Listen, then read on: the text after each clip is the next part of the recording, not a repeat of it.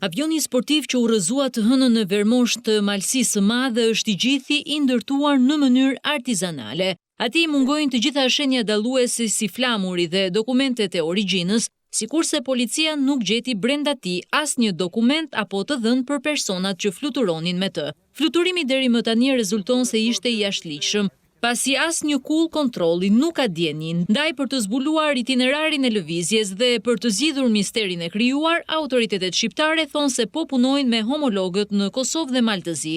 Mjeti fantazëm dhe zhdukja e udhëtarëve ka ngritur dyshime për një tentativë të trafikut ndërkombëtar të drogës me avion, skenari tentuar disa herë ndër vite në Shqipëri. Por fakti se avioni është i gjatë vetëm 6 metra dhe me kapacitete të vogla transportuese, e mbështet këtë pistë vetëm në rast se do të bëhen fjalë për lëndë të forta narkotike ose test për rrugë të trafikut mes Shqipërisë dhe Malit të Zi.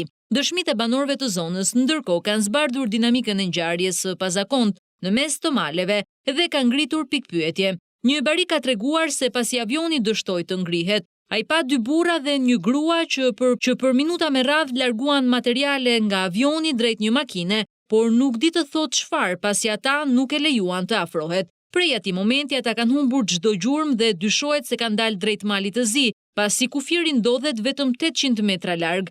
Për të mbërritur tek udhëtarët misteriozë, ekspertët shqiptar kanë në dorë vetëm shenjat e gishtave në avionin që braktisën mes maleve, duke rikthyer diskutimin për mushkonjat e drogës, siç u pagzuan avionët e vegjël të përfshirë në tentativë trafiku.